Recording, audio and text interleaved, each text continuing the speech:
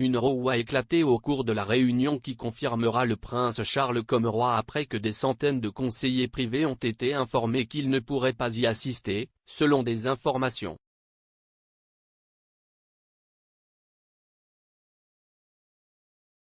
Une lettre aurait été envoyée à tous les conseillers privés, qui agissent en tant que conseillers officiels de la reine, leur disant que les effectifs du conseil d'adhésion ont été réduits.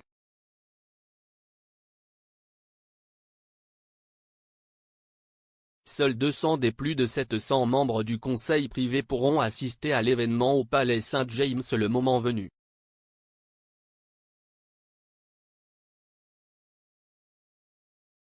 Cette décision a suscité la fureur que le conseil privé soit relégué à une pièce maîtresse de Disneyland.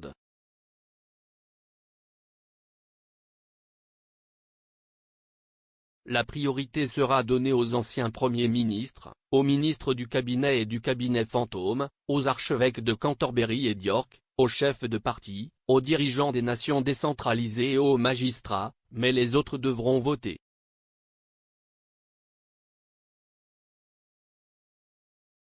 Dans une lettre rapportée dans The Telegraph, Richard Tilbrook, greffier du conseil privé, a blâmé des raisons de sécurité et opérationnelles pour réduire les effectifs.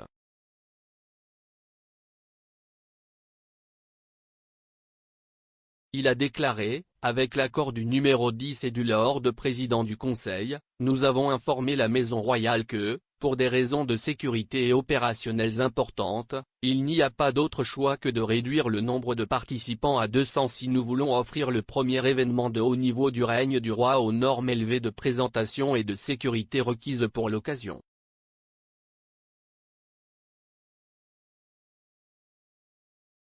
La nature historique du palais St James présente un certain nombre de défis importants en termes de capacité, d'accessibilité et de flux de foule.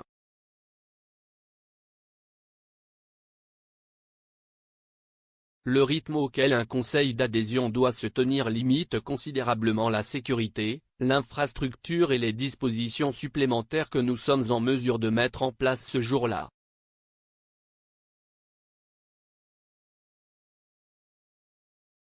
Prises ensemble, ces questions ont posé un risque considérable pour la prestation digne d'un conseil d'adhésion.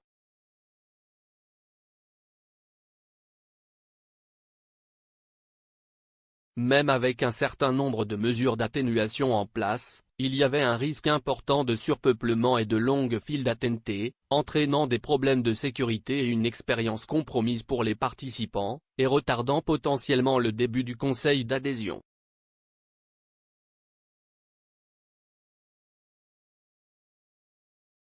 La liste révisée des participants comprendra désormais des conseillers privés sélectionnés d'office, un petit nombre de conseillers privés sélectionnés via un scrutin annuel et certains autres dignitaires.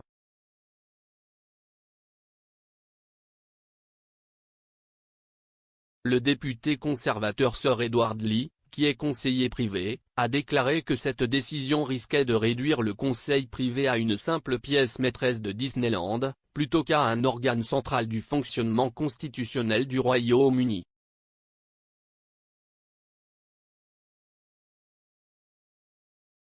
Le député de Gainsborough a demandé pourquoi les conseillers privés n'avaient pas été consultés sur le plan, qu'il a qualifié de mouvement délibéré et inutile qui subvertit la nature même du conseil privé le plus honorable de Sa Majesté.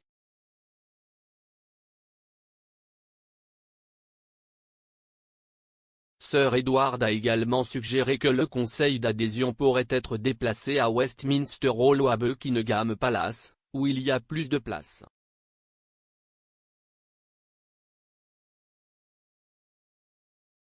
Lorsque la reine monta sur le trône en 1952, il y avait 175 conseillers privés, mais leur nombre s'élève maintenant à plus de 700.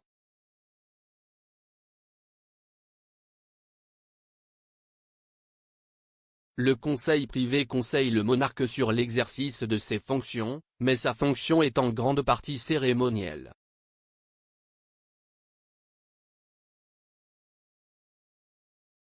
Les origines de l'organe consultatif remontent au XIIIe siècle.